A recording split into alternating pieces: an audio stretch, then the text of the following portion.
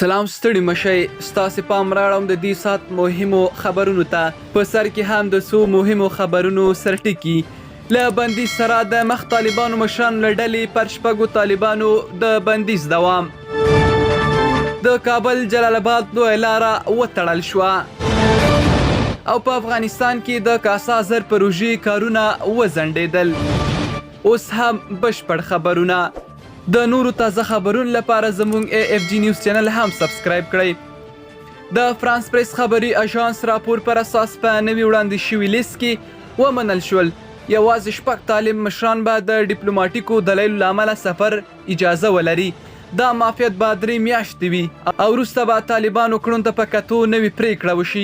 د امنیت شورا د یو پریکړه لیک له مخې چې په 2011 کال کې منظور شوي د طالبانو 115 چارواکي د بندیزونو په لیست کې شامل شوي او په دې معنی چې د هغوی شتمني ضبط شوي او بهرنیو هیوادونو ته د سفر کولو اجازه نه لري. د کابل جلال آباد لویه لاره د ښار اړوند 9 ناحیې په نظر آباد سیمه کې د سیلابونو له امله د ترافیکو پر مخ وتړل شوه. ځای اوسیدونکي وایي تېره شپه او نن سهار د ننګرهار ولایت مختلفو سیمو کې تیز ورښتونه شوي چې له امله یې سیلابونه راوتلي او د عامه وګړو ته یې درانه مالي زیانونه اړولي دي. په افغانستان کې د کاسا زر پروژې کارونه وځنډېدل. په تاجکستان کې د کاسا زر پروژې د تطبیق د دفتر مشر فیضالي سیموف ویلي د دې پروژې کارونه په افغانستان کې ځنډېدلي دي.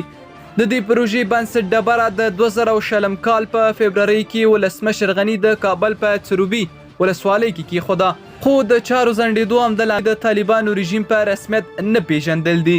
1.3 میلیارد ډالري پروژې کارونه دا مهال په نورو ګډونوالو هیوادونو کې روان دي. په پکتیا ولایت کې زر زلزله ځپلو کورنیو ته د کورونو جوړولو چارې پیل شوي.